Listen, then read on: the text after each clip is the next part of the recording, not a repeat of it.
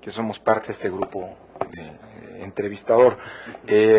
La idea, Augusto, es no tener una charla, no es una evaluación per se esta, ni de conocimientos, ni de capacidad analítica, ni mucho menos. Pues para eso estuvieron el examen y el ensayo. La idea aquí es, pues, a partir de una serie de este intercambio de opiniones, poder conocerte un poco más, conocer tus algunos elementos de juicio que nos puedan llevar a tomar la mejor decisión, o una decisión de manera mucho más integral en el proceso de nombramiento de los integrantes del instituto. No sé si quiere arrancar alguno de los colegas. Enrique. Sí, adelante. Bienvenido. Gracias. Nuevamente, buenas tardes. Augusto, eres consejero electoral actualmente del Consejo General del Instituto. Sí. Desde 2013 a 2016, el periodo. Cuéntame alguna experiencia que hayas tenido de presiones de partidos políticos para tomar alguna decisión y cómo lo manejaste como consejero. Sí, pues bien, en efecto el asunto de ser consejero, ya no sé qué tan bueno o malo sea en los estertores de este tránsito, pero bueno, finalmente estamos aquí. Creo que tiene que ver con una intención de poder continuar, y como ejemplos, pues sí, sin duda ha habido diferentes, ¿no? El escenario del Consejo General, pues es el terreno de la arena política, ¿no? Donde se juegan y coinciden, pues, una diversidad importante de intereses en todo sentido, ¿no? La política sustituye en más de un sentido a la guerra. Entonces, bueno, pues hay intereses por preservar, por conseguir en algún asunto quizás muy práctico sobre el tipo de presiones, digamos de manera directa, sobre inclinar la balanza hacia un tema o hacia otro. Es el sentido de algún tipo de determinación, no. Es un asunto en el que jamás tuve, digamos, algún acercamiento de algún partido político de manera directa como para tratar de incidir a favor o en contra. Sin embargo, las presiones también, desde luego, se dejan sentir de manera diferenciada, ¿no? Por vía indirecta, inclusive a veces a través de comunicados, a través de expresiones que uno de pronto también vierte en las sesiones y que tienen eco en los medios de comunicación. Para tratar de ser muy puntual, hubo algún asunto con un partido político en el que en esta dinámica de relevos de grupos al interior, hubo asunto de reconocimiento, desconocimiento de las directivas estatales, incluso al punto de generar allí algunos desocupaciones del inmueble donde había la sede estatal de un partido político, y llega al Consejo General alguna solicitud de una persona que no estaba reconocida hasta ese momento dentro del instituto, y a partir de ahí hubo algún incidente muy particular donde esta persona solicitaba que temporalmente se le tuviera por reconocido, y temporalmente por señalando las oficinas que ocupaban el Consejo General. Era un asunto que no había sido turnado al Consejo, es decir, llegó vía oficio algún medio de comunicación después de un evento de transparencia, si no mal recuerdo. Me aborda la prensa y me piden alguna opinión que en esta disputa entre grupos al interior de un partido en específico, que si era que qué suerte iban a correr, que a quién se iba a reconocer, a quién no. Entonces yo me expresé que era un asunto que había que revisar la legitimación de la parte actora, y que, bueno, un asunto que una vez que fuera turnado al seno del Consejo, pues tenía que revisarse.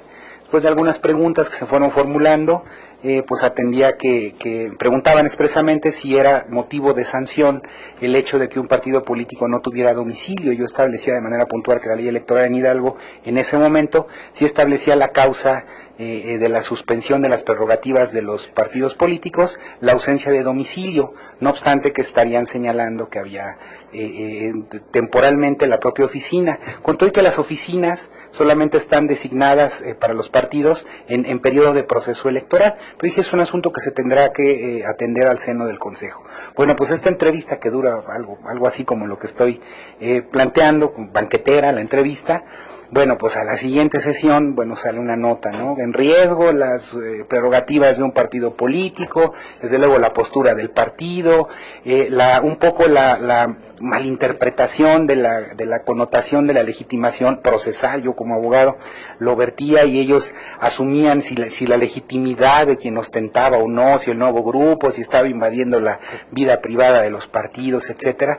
Fue un asunto muy complejo, ¿no? Ahí, digamos, hubo presión, inclusive hasta solicitarme expresamente que dimitiera del cargo si me estaba entrometiendo en la vida de los partidos, ¿no? Creo que ese fue quizás la experiencia más compleja en términos de presión, porque me exigían que diera una disculpa pública, a lo cual me rechacé rotundamente porque decía que yo en mi carácter de consejero había emitido una opinión y que no podía retractarme de lo que yo pensaba, que era una opinión que inclusive debía de atenderse oportunamente en el órgano colegiado, y que yo de lo que sí me podía hacer cargo era de lo que decía, pero no de lo que se interpretaba, ¿no? Eso fue muy duro. De pronto decían, bueno, es que si se descontextualizó, querían la representación pues en su papel, ¿no? Desde luego orillarme a señalar a los medios como si hubieran sido los culpables de que se hubiera descontextualizado la respuesta, a lo cual tampoco pretendí caer en esa provocación. Y al tiempo, bueno, se fueron atenuando, ¿no? Las circunstancias, la petición de que dimitiera del cargo, etcétera, se fue diluyendo, pues en el asunto en que era complicado, ¿no? La emisión de opiniones, y se fue diluyendo al tiempo, ¿no? Esa problemática de quizás muy puntual, ¿no? Sobre las presiones de partidos. Okay, sí, buena experiencia. Gracias. Gracias. A ver, Augusto. Te han tocado del 13 al 10, del 13 ahorita, ¿no? Te Sí. tocó la elección esta que acaba de pasar. Sí. ¿Alguna otra te tocó? No, solamente la de diputados locales 2013. Solamente esta de 2013. Sí. Y la que viene el año que entra, en todo caso. Pues sí, así lo disponen. Oye, estaban platicándonos algunos de los aspirantes que en Hidalgo la conformación del OPLE y de hasta hace tiempo, seguramente te tocó a ti, implicaba legalmente una participación muy intensa de los partidos políticos, sí, incluso a nivel comisiones. Sí. Esto implicará, por la reforma legal en Hidalgo y por la LEGIP en sí, claro, un cambio importante. Uh-huh. Y eso me lleva a pensar que la estructura del OPLE también tendrá que modificarse, uh-huh, o tendría que modificarse para que los consejeros nuevos impongan el nuevo ritmo. Claro. ¿Eso cómo lo ves como un proceso para adelante? ¿Qué problemas crees que se enfrentarían? ¿Habría una resistencia política? ¿Habría alguna problemática?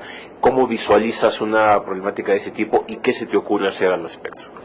Bien, ese es un tema bastante complejo en la integración, porque efectivamente había el acceso a la designación, pues era vía de acuerdo de las fuerzas políticas al interior del Congreso del Estado. Y después, inclusive al interior de las comisiones, tenían las representaciones de los partidos no solo voz sino voto, lo cual hacía muy compleja la dinámica al interior, porque bueno, pues hasta en la formación, antecedentes, experiencia, las sustituciones de las representaciones, hacían complicado el trabajo porque había que trabajar con ellos temas de pronto pues con una mayor complejidad. En Hidalgo teníamos una legislación que databa de 1995, con algunas reformas menores a lo largo de los diferentes años, inclusive en 2012 el aumento de 5 a 7 consejeros. Así se vino trabajando, pero esto, digamos, este escenario complejo se está transformando, se está atendiendo de una manera, yo diría que creo que muy responsable por parte de las fuerzas políticas locales, en el sentido de que la armonización constitucional y local en Hidalgo se dio desde diciembre del 2014 para tener vigencia a partir de enero, y en ese periodo de armonización que nos dio el Congreso del Estado de 180 días, se han venido trabajando en las comisiones ya fuera del trabajo en el voto por parte de las fuerzas políticas locales. Esto ha facilitado mucho la toma de decisiones, la agilización de la toma de decisiones al interior, y sí será necesario todavía una reestructuración que ya ha sido atendida en buena medida, es decir, toda la armonización con las figuras de la oficialía, de la contraloría, estos esquemas inclusive sobre transparencia que no existían porque nuestra ley del 95 es previo a esta gran reforma en materia de transparencia a nivel constitucional nacional. No había un comité de transparencia cuando yo llegué al órgano local, que fue un tema que se impulsó inclusive para su constitución, pero ha sido favorable. Yo con beneplácito, a lo mejor muy en lo personal, dije, bueno, pues a lo mejor esto va a generar, en la no integración de los partidos al interior de las comisiones, va a ser más compleja la relación con ellos, porque de alguna manera pues había una incidencia directa. Sin embargo, se ha venido trabajando ya inclusive en la aprobación de 19 reglamentaciones, de lineamientos, que han sido orientados ya a expulsar esta injerencia directa, porque así estaba el diseño. Yo creo que los retos que se vienen es finalmente poder concretar, profundizar estos retos para que no haya esa injerencia directa de las representaciones de los partidos al interior de la estructura, ¿no? Finalmente está el área de vigilancia, que es el área de influencia de los partidos políticos, y habrá que garantizar que eso no ocurra, aunque no dejo de reconocer que ya hay un avance en ese sentido de la reforma, ¿no? De hacer el ajuste. Pamela. Gracias, Augusto. ¿Nos has hablado de algún caso, digamos, en el que la toma de las decisiones no afectara intereses de partidos políticos, pero pues sí que, digamos, tuvo que ir de la mano de la construcción de consensos? Pues eran los casos que nos planteabas.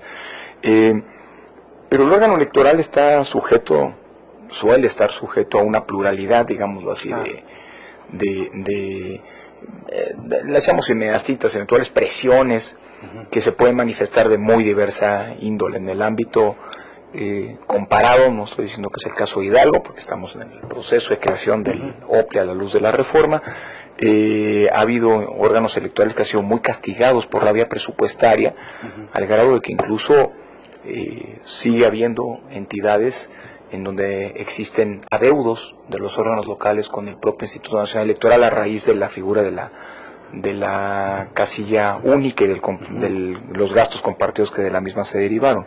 Es decir, maneras de presionar al órgano las hay muchas. Me gustaría saber, no necesariamente sin nombres y apellidos, pues, ¿no? ¿Algún caso que como consejero te haya tocado, digamos, eventualmente si lo hay, si no lo hay, pues me lo dices así ya, en el que te haya tocado, digamos, en lo individual o en lo colectivo, en lo colegiado, la defensa de la autonomía del instituto frente a cualquier tipo de interés? No necesariamente es el gobierno, no necesariamente son eventualmente los partidos, son, aunque ya hablabas de ellos, son otros intereses que hay ahí, sobre todo porque una intención nuestra es que, bueno, o dicho en otras palabras, no nuestra, una intención de la reforma fue precisamente, tal vez a lo mejor con una retórica muy generalizadora, pues autonomizar realmente a los institutos, y por eso la creación del Sistema Nacional de Elecciones, ¿no? Sí, yo creo que un ejemplo bueno de autonomía, primero en lo individual, tendrá que ver con posicionamientos firmes que he mantenido desde mi ingreso. Yo no fui la primera integración del Consejo General del Instituto. Yo tenía una suplencia, y luego de un proceso de impugnación, por cierto, de otro aspirante que sigue por acá, entro, ¿no? Yo llego como de rebote a integrar el Consejo General, y a partir de mi integración pues mantuve un criterio muy crítico, pero sumamente propositivo, en el que, bueno, se establecían ahí mecanismos, parámetros. Y bueno, ahí la línea ha sido esta expresión de emisión de votos en contra, de votos particulares, que no hay documentados en la historia del Consejo General, ¿no? Me atrevo.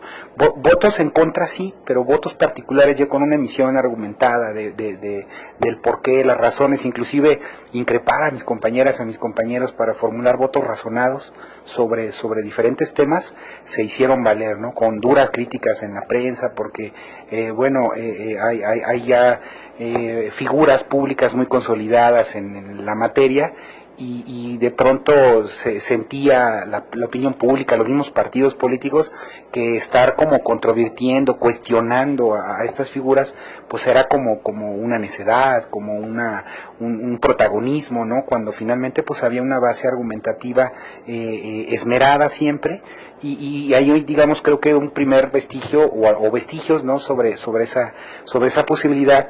Y a nivel institucional me parece que hay una interesante muy reciente que tiene que ver con esta autonomía y tiene que ver en un asunto con el propio Instituto Nacional Electoral. El asunto de la distritación nos ha generado ahí alguna dinámica importante. Yo presidí la Comisión de Registro de Electores, me di a la tarea de impulsar este tema que desde 1995 no se llevaba a cabo en el estado de Hidalgo. Había una desproporción sobre el rubro de población representada de 18 de los 19 distritos en el estado. Entonces, bueno, desde la construcción del presupuesto, los programas operativos que se orientaban ya hacia 2014, estaba definiéndose. Sin embargo, bueno, el 1 de enero sabemos ya pues el asunto del Pacto por México, en esta nueva conformación de sistema político, la reforma, ¿no? Entonces, a la luz de la reforma, hubo mucha resistencia por parte de los compañeros del Consejo a no ir más allá sobre el tema de distritación y otros temas a la luz de la reforma, ¿no? Vamos a esperarnos, vamos a decir, bueno, pero en tanto no está la reforma o en tanto no hay legislación secundaria, pues sigamos ejerciéndola. No se concretó. Entonces el tema de la distritación era un tema que ya se venía construyendo muy en lo básico a partir de algunos diagnósticos, etcétera, pero no se llevó o sea, no, ahí sí no logré el consenso en el Consejo General, porque ahí me parecía que ya había como, sí, un área de confort, ¿no? Ya ni siquiera estaría cierto de los intereses que hubiera o no de los actores políticos para echar adelante la distritación, pero sí de dejar al menos las cosas como estaban. Se viene el asunto de la distritación. Yo estuve muy interesado con la distritación, con la reforma, la armonización constitucional y legal en Hidalgo. En diciembre ya comentaba la codificación electoral, ya marcaba la supresión de esa área, ¿no? Porque ya con las nuevas facultades no estaban, yo ya no presido esa comisión, pero hay un interés auténtico de buscar este equilibrio poblacional, que había ahí una deuda pendiente pues de muchos años, de casi 20 años propiamente, y estuve muy atento con los foros, inclusive aquí en el instituto, fueron varios días, varias jornadas, atendiendo la temática. Y finalmente, bueno, llega el primer escenario. Estuvimos creo que trabajando de manera muy coordinada con el Instituto Nacional Electoral, cosa que me sorprendió. Francamente yo estaba como un poco a la defensiva, como decía, no, ya vienen a imponernos los criterios, ahí vienen los del INE, ¿no? Vienen a asaltar el órgano local. Es un poco la visión, soy franco, ¿no? Y no, creo que hubo un asunto muy colaborativo, muy participativo, hasta las dos primeras etapas, ¿no? En una construcción llega un primer escenario, un escenario de gabinete, no atendía problemáticas ni políticas sociales locales. El asunto de la geografía era un tema que no estaba atendido. Hicimos pronunciamientos, inclusive la junta local del propio INE estuvo de acuerdo, construimos un acuerdo en el que participé de manera directa, de manera permanente, junto con las fuerzas políticas, desde luego, el Consejo General, particularmente el presidente, la Secretaría Ejecutiva, y estuvimos colaborando en esta construcción, de hacer observaciones que se presentaron aquí en el instituto, en el comité. Modificó el segundo escenario de distritación, plenamente justificado, reconociendo que había un problema, particularmente en una región, pues ya de por lo menos más de 100 años, ¿no? Problemas de conflicto de límites territoriales. El otro asunto geográfico, ¿no? Para acceder de un municipio a otro había que recorrer todo el estado hasta la capital y regresar 7-8 horas de traslado, cuando el asunto se podía resolver de otra manera. Se propuso, así vino el segundo escenario de distritación, con el consenso de los partidos políticos y de pronto con la representación de uno de los partidos en la Comisión Nacional de Vigilancia, entra un nuevo escenario de distritación y nos cambia totalmente el esquema, sin atender el asunto de la geografía, de accidente geográfico.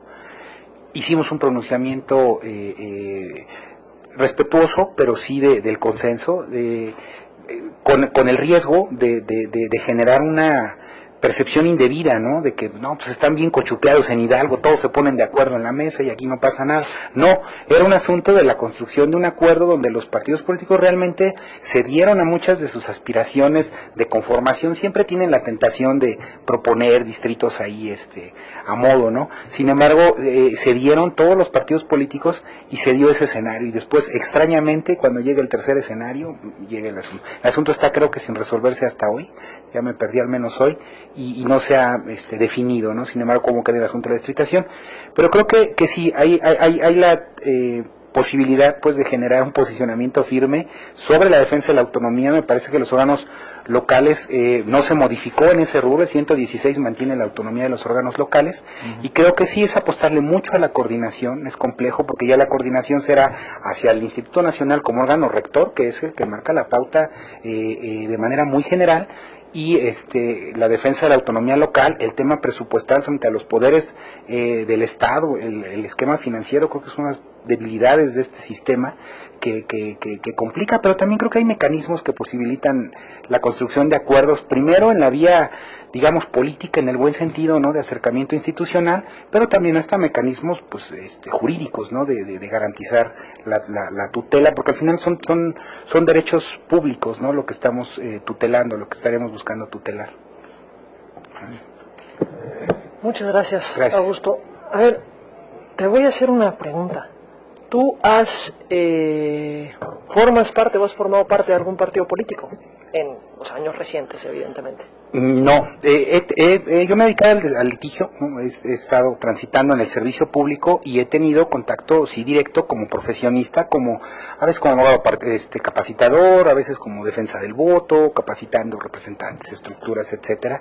O sea, yo he venido trabajando como abogado independiente.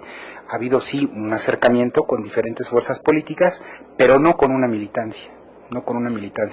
Partidista ni con una adherencia política. Inclusive cuenta de ello ha sido inclusive, bueno, la emisión de votos, ¿no? Yo particularmente llego por la propuesta de un partido político en ese modelo anterior de construcción de acuerdos para el arribo, pero eso nunca me llevó a verme pues cooptado, comprometido a emitir votos, ¿no? Inclusive hay asientos en las actas de diferentes temas donde, pues, se votaron inclusive en contra, ¿no?, sobre exoneraciones de algunos recursos de queja, o votos en contra por falta de exhaustividad en algunas investigaciones, ¿no? O sea, categórico en el tema de militancia, no la tengo.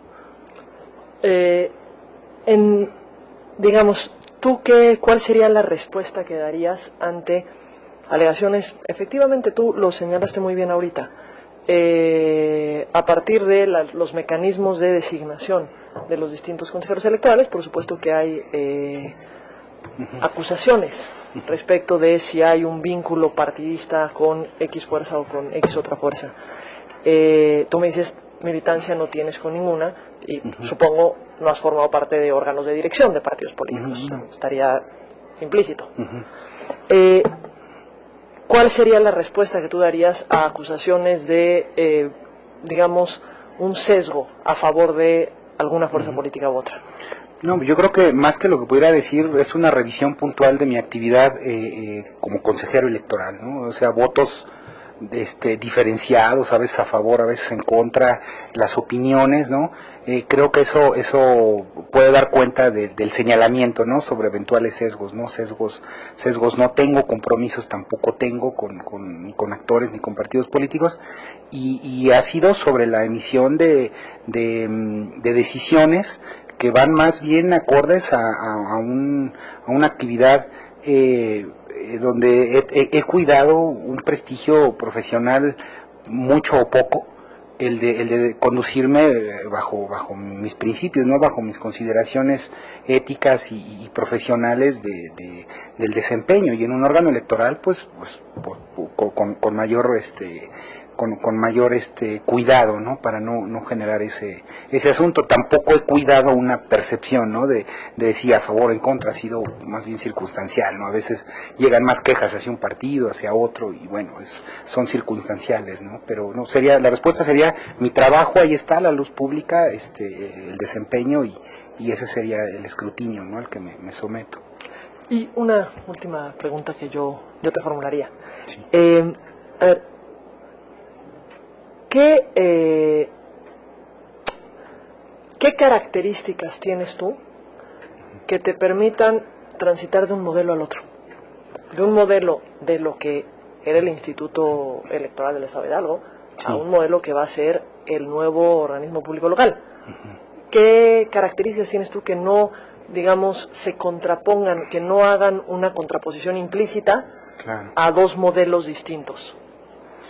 Yo creo que el trabajo en equipo, la posibilidad de construir consensos con posiciones encontradas, la toma de decisiones no a priorísticas, sino a posterior, ¿no? A posterior a escuchar, a construir estos acuerdos, ¿no? Y eso genera finalmente un liderazgo en el que he tenido oportunidad y ha sido más bien un compromiso, pues, de echar mano de estas habilidades que la actividad profesional me ha brindado a lo largo de diferentes espacios, para poderlos construir y meterme de lleno en los temas del instituto, ¿no?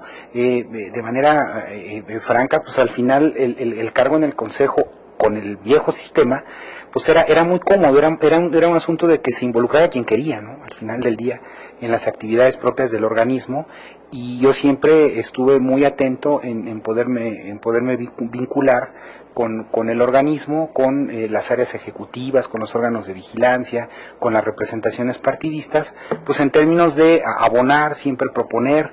Hay un rezago. El Instituto Electoral Local se convirtió, me parece, como una especie de isla en el Estado, en que aparece la reforma de transparencia, aparecen reformas de armonización contable, aparecen el tema inclusive de derechos humanos, que no fueron atendidos debidamente, que también obedecían a una lógica no solo por la apatía, ¿no? Seguramente, sino más bien a que había procesos cada año, y eso seguramente complejizaba el trabajo al interior del organismo. Mantengo una disposición al cambio, una actitud positiva. Danos un ejemplo que permita advertir una actitud positiva al cambio.